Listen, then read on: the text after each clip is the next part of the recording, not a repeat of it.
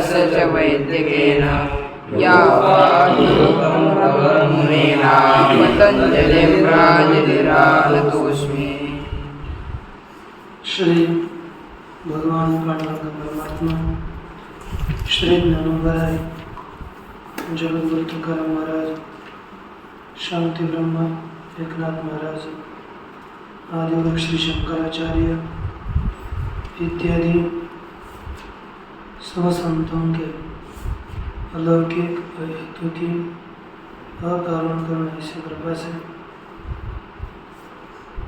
योग सूत्र का विचार करते हुए योग सूत्र के आदि समाधि पाद की 16 सूत्रों का हम लोगों का विचार हुआ और यहाँ पर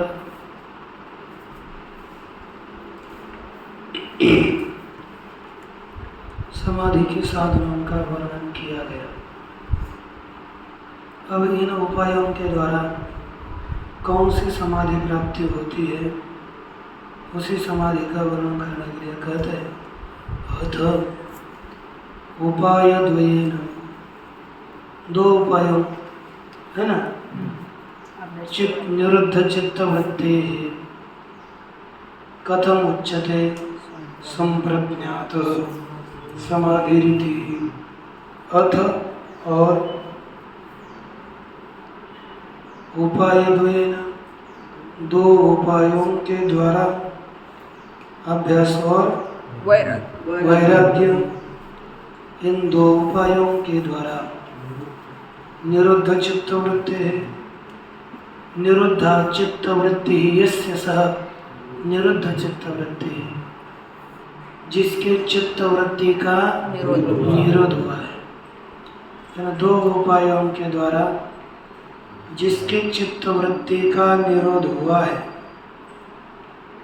ऐसे पुरुष को संप्रज्ञात समाधि कथम उच्यते। संप्रज्ञात समाधि कैसे कही जाती है? यह शंका हो गई, तो कैसे कही जाती है? निरुद्ध चित्त वाले को इन दोनों उपायों से संप्रज्ञात समाधि होती है, कैसे कहा जाता है? तो उसका उत्तर देते हैं वितर्क विचारानंद, वितर्क विचारानंद स्मितारूपानुगमात् संप्रज्ञात, स्मितारूपानुगमात् संप्रज्ञात। वितर्क विचारानंद स्मितानुरूपात्, अच्छा, वितर्क विचारानंद स्मितारूपानुगमात् संप्रज्ञात, वितर्क विचारानंद स्मितारूपानुगमात् संप्रज्ञात। अस्मितानुगमात्, आपके इसमें क्या किया है? रूपानुगम। अच्छा, ये इस हिंदी में लिखा वितर्क विचारानंद स्मितानुगमात् संप्रज्ञात। रूप मुझे लगता है ये बहुत सूत्रों में नहीं है। पाठ तो हमारा इसलिए चूक गया कि रूप कहाँ से आ गया। वितर्क विचारानंद स्मितानुगमात् संप्रज्ञात, यही अपने जो रूपानुगमात्, ज़्यादा पुस्तकों में रूपानुगम है। तो आगे देखो क्या कहते हैं, वितर्क विचार आनंद अस्मिता का है ना अनुगम, वितर्क रूपी विचार रूपी आनंद रूपी अस्मिता इस रूप का अनुगम होने से, अर्थात ज्ञान होने से, साक्षात्कार होने से, संप्रज्ञात, इनका ज्ञान होने से जो समाधि होती है वह कौन सी है? संप्रज्ञात है। अब देखो आगे सब में आ गया ना, क्या क्या हो गया? वितर्क विचार आनंद अस्मिता रूप, इनके रूप का ज्ञान होने से संप्रज्ञात समाधि है। वहाँ वृत्तियों का तो निरोध हो गया, लेकिन इनका ज्ञान रहता है, इसलिए इसको क्या कहते हैं? संप्रज्ञात। पहला पद कौन सा है? वितर्क। उसका ही व्याख्यान कर रहे हैं भाष्य में। वितर्क चित्तस्य आलम्बने स्थूल आभोग। वितर्क का अर्थ क्या है? चित्त के आलम्बन में, विषय में स्थूल उपभोग, स्थूल आभोग। बासमती में क्या लिखा? स्थूल आभोग, अर्थात वितर्क चित्त के आलम्बन में ध्येय विषय में जो स्थूल आभोग साक्षात प्रज्ञा के द्वारा परिपूर्णता, यह वही वितर्क है।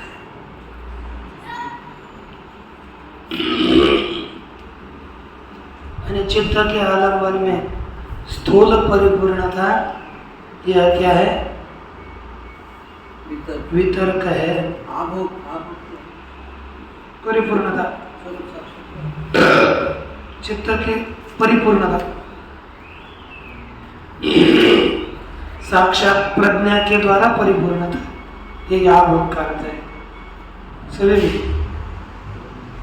अथवा कई कई लिखते हैं स्वरूप साक्षात्कारवती प्रज्ञा आभोग है। ये तत्व वैशाली में लिखा, स्वरूप साक्षात्कार वती प्रज्ञा बुद्धि, स्वरूप साक्षात्कार वाली बुद्धि ही आभोग है।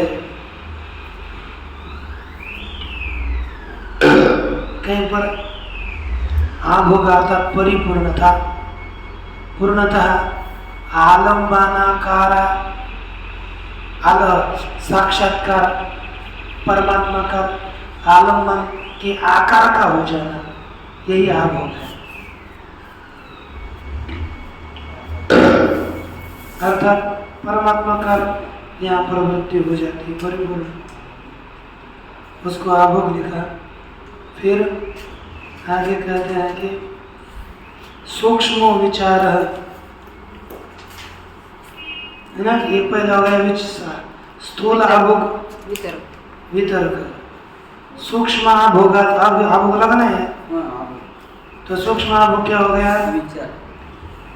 विचार। आनंद, आनंद का अर्थ है लाभ, प्रसन्नता। अस्मिता क्या है? एकात्मिका संविदा, एकात्मिक ज्ञान अर्थात अस्मिता। कहते हैं ना सत्व पुरुषान्यता ख्याति अस्मिता, बुद्धि और पुरुष इनके अभेद का ज्ञान अर्थात एक ज्ञान होना, यही अस्मिता। आगे कहेंगे, आगे जाकर अस्मिता का वर्णन आएगा। ये जो चारों है, प्रथम चतुष्टयानुगत समाधि,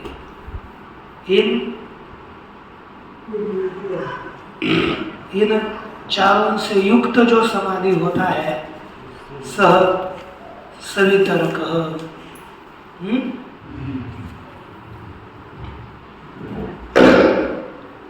प्रथम चतुष्टयानुगत समाधि वितर्क है ना, जो प्रथम है, चतुष्टय में अनुगत प्रथम समाधि, उसको क्या कहेंगे? सवितर्क समाधि। दूसरा क्या हो जाएगा? वितर्क विकलह सविचार, जहाँ पर वितर्क का अभाव हो जाता है। हालत का देखो टीका में लिखा कि इसमें बासमती, उसमें लिखते हैं संप्रज्ञात समाधिश चतुर्विध। कौन कौन सा? चतुष्टयानुगत पहला समाधि, प्रथम समाधि। चतुष्टय से अनुगत होने के कारण चतुर्विध हो जाता है। विचारानुगत, एक पहले वितर्कानुगत समाधि, विचारानुगत समाधि, आनंदावृत समाधि और अस्मितावृत समाधि। विषय प्रकृति के भेद से 4 प्रकार का हो जाता है। सवितर्क, उसको कहेंगे पहले को, दूसरा निर्वितर्क, है ना, सविचार, निर्विचार।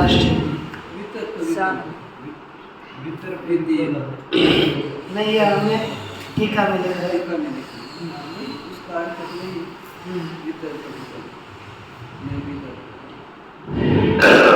अर्थात ये जो 4 प्रकार के हो गए ना, उनके 2 होंगे, सवितर्क निर्वितर्क, सविचार निर्विचार। हाँ, है ना।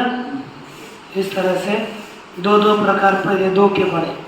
तो देखो, वितर्क 1, द्वितीय वितर्क विकल सविचार, तृतीय विचार विकल सानंद, चौथी आनंद विकल अस्मिता मात्र, इति सर्वे सागम्बना समाधयः। ऐसे यह चारों भी समाधियाँ आलंबन वाली है, आश्रय। हाँ, कोई ना कोई इनका विषय होता है, कोई ना कोई किसी ना किसी को यह समाधि विषय करती है, इसलिए इनका नाम हो गया सालम। इनका अंतर्भाव सालम संवाद में किया और यही समाधियाँ 4 हो गई। अब इसके बाद की एक समाधि है निरालंब समाधि, उसका एक कथन करना है। अथ असंप्रज्ञात समाधि किमुपायः किम स्वभावो वा। अथ क्या होगा? और असंप्रज्ञात समाधि अर्थात असंप्रज्ञात समाधि किम उपायः, किस उपाय वाला है, किम स्वभाव, और अथवा और किम स्वभाव वाला है, ठीक है, उसका उपाय क्या है और स्वभाव क्या है, ये पूछा। तब देखो यहाँ पर इसका स्वभाव क्या है, उपाय क्या है। विराम प्रत्याभ्यास पूर्वः, विराम प्रत्याभ्यास पूर्वः, संस्कार शेषोन्यः, संस्कार शेषोन्यः, विराम प्रत्याभ्यास पूर्वः, संस्कार शेषोन्यः, विराम प्रत्याभ्यास पूर्वः, संस्कार शेषोन्यः।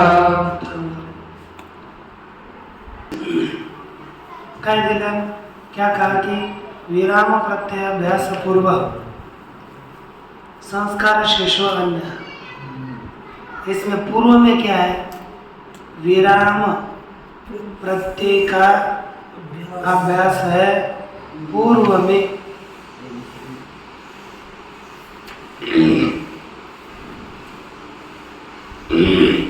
और संस्कार अवशिष्ट रहता है। ऐसा जो समाधि, और कौन है, असंप्रज्ञ, अर्थात पर वैराग्य के अभ्यास पूर्वक संस्कार मात्र अवशिष्ट, ये मैंने लिखा है सर। यानी विराम प्रत्यय, विराम अर्थात सब वृत्तियों का अभाव, हाँ निरोध, सब वृत्तियों का अभाव निरोध,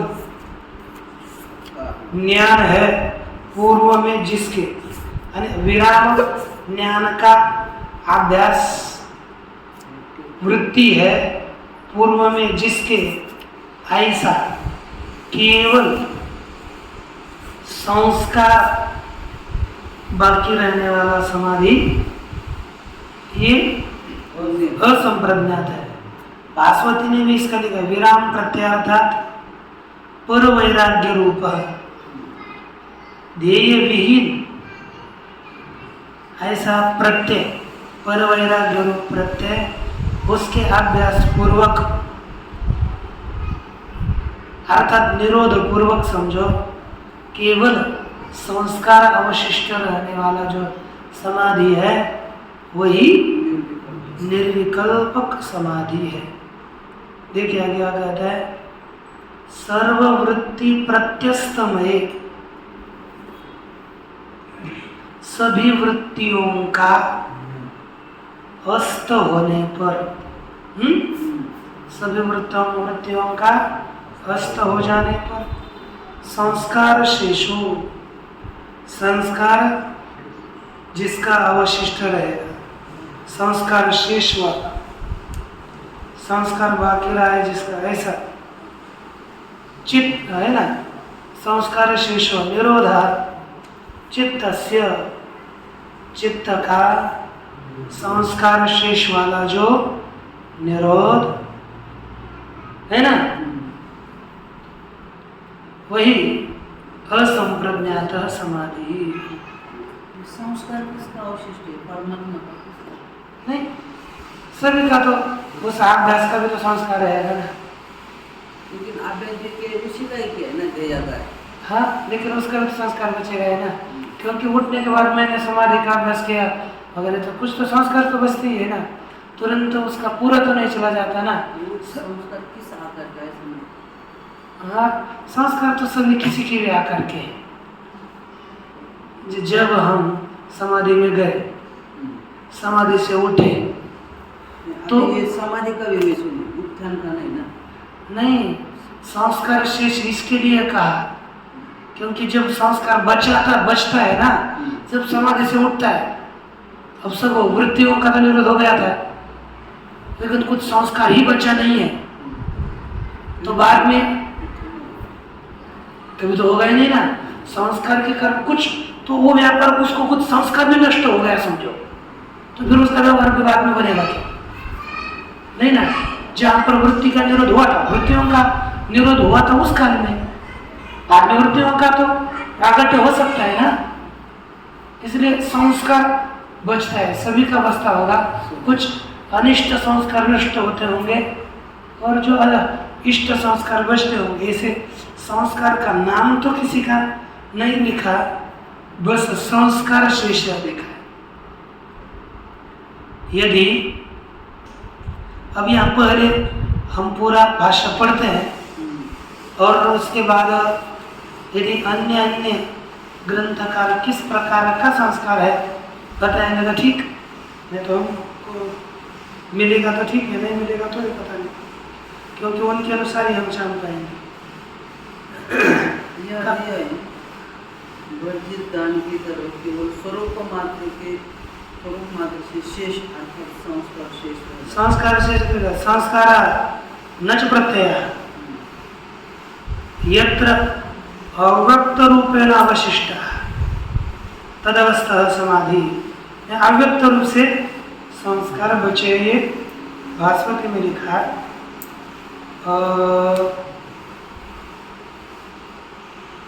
इधर कुछ लिखे नहीं है, नहीं लिखा भास्वती के अंतर्गत, मैंने किसी ने नहीं लिखा। अब देखिए आगे क्या कहते हैं। सर्ववृत्ति प्रत्यस्तमये, सभी वृत्तियों का अभाव होने पर, अस्त होने पर,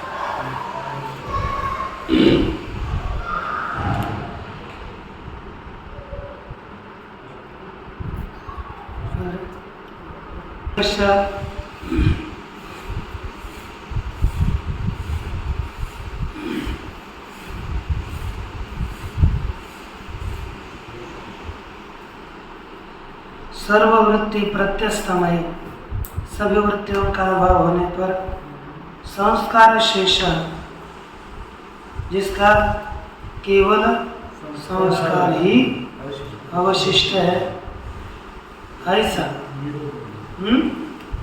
चित्त का निरोध वही असंप्रज्ञात समाधि है। अच्छा, तस्य परम वैराग्यम उपाय, उस समाधि का पर वैराग्य ही उपाय है, कारण है। अर्थात पुरुष अन्यथा ख्याति से होने वाला, पुरुष प्रकृति के भेद ज्ञान से होने वाला पर वैराग्य, यही इस समाधि का कारण है। सालंबनो अभ्यास तत्साधनाय न कल्पते, सालंबन अभ्यास अर्थात किसी आलंबन का आश्रय का किया हुआ अभ्यास, आश्रय को लेकर किया हुआ अभ्यास तत्साधनाय असंप्रज्ञात समाधि के साधनता के लिए योग्य नहीं है, समर्थ नहीं है।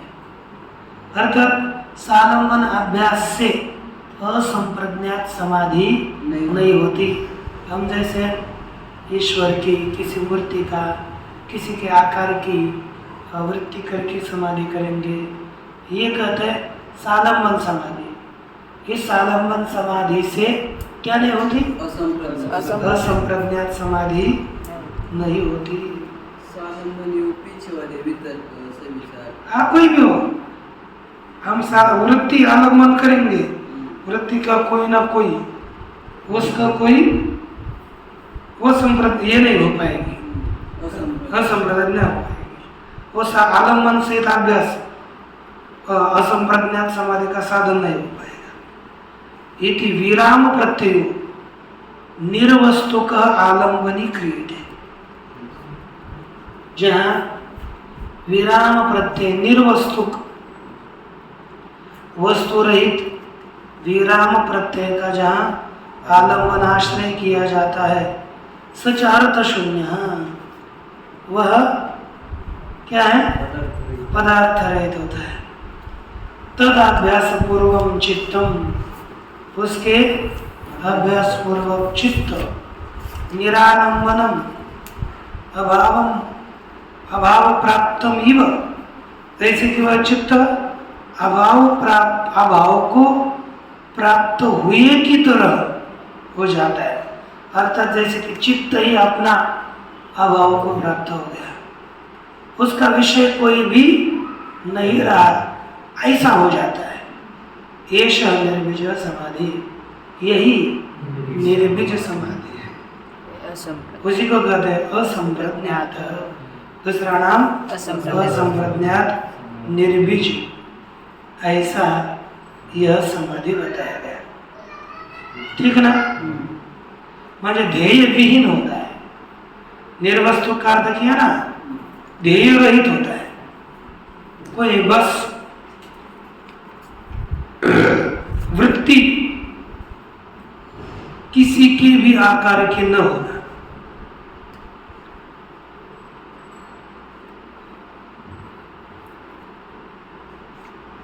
अब आगे और कहते ले लेना एक सूत्र, स खल्वयम द्विविध उपाय प्रत्यय, और वह निश्चित क्या हो गया? कुछ पुण्य नहीं इसमें। उपाय प्रत्यय, वह यह दो प्रकार का उपाय ज्ञान है। भव प्रत्यय संसार ज्ञान, तत्र उपाय प्रत्यय, और उसमें समाधि में उपाय ज्ञान योगिनाम भवति। योग किसको होता है? योगियों को होता है। असंप्रज्ञात समाधि दो प्रकार की होती है, उपाय प्रत्यय वाली और भव प्रत्यय वाली। उनमें उपाय प्रत्यय असंप्रज्ञात समाधि योगियों को होती है। भव प्रत्ययो विदेह प्रकृति लयानाम, भव प्रत्ययो विदेह प्रकृति लयानाम, भव प्रत्ययो विदेह प्रकृति लयानाम, भव प्रत्ययो विदेह प्रकृति लयानाम। तो क्या हो गया? भव प्रत्यय असंप्रज्ञात समाधि विदेहों और प्रकृति लीनों को होता है। भव प्रत्यय वाला समाधि, क्योंकि विदेह हो गए और प्रकृति में जो लीन हो गए, अब ये देह रहित हो गए, मर गए, उनको भव प्रत्यय समाधि होता है। जो प्रकृति में लीन हो गए मरने के बाद, उनको भी क्या हो जाता है? भव प्रकृति लय रूप समाधि हो जाता है। विदेहानाम अर्थात देवानाम भव प्रत्यय, देवताओं को भव प्रत्यय रूप समाधि होता है। ते ही स्वसंस्कार मात्रोपगमेन चित्तेन, वे क्योंकि वे अपने संस्कार मात्र उपगम प्राप्ति से ही, प्राप्ति वाले चित्त के द्वारा कैवल्य पदम इव अनुभवंता, कैवल्य पद की तरह अनुभव करते हैं। स्व संस्कार विपाकम तथा जातीयकम अतिवाहयन्ति, तथा जातीयकम स्व संस्कार विपाकम, उस जाति वाले अपने संस्कार के पाक का ये वहन करते हैं, उनका उपभोग करते रहते हैं। तथा प्रकृति लया, उसी प्रकार प्रकृति में लीन हो गए वे भी देवगण है। वे साधिकारे चेतसी प्रकृति लीन है। साधिकार्य अर्थात अधिकार सहित चित्त में है ना, अधिकार से चित्त प्रकृति में लीन होने पर कैवल्य पदम इव अनुभवंती, कैवल्य पद की तरह अनुभव करते हैं। यावत् न पुनरावर्तते, है ना, जब तक पुनः आते नहीं है अधिकार वशात, अधिकार के अनुसार जब तक वापस नहीं आते तब तक चित्तमिति, जब तक ही उनका चित्त है ना, तो ये क्या नहीं करता, आवर्तते चित्त है, जब तक चित्त अधिकार के अनुसार वापस नहीं आता तब तक वहाँ पर ये अनुभव करते रहते हैं। अर्थात वापस आते हैं, योग के समाधि से भी वापस आना पड़ता है। तो इस समाधि को कहते हैं भव प्रत्यय समाधि, भव प्रत्यय समाधि, और बाकी का उपाय प्रत्यय समाधि बाद में देखेंगे। पूर्णमदः पूर्णमिदं पूर्णात् पूर्णमुदच्यते पूर्णस्य पूर्णमादाय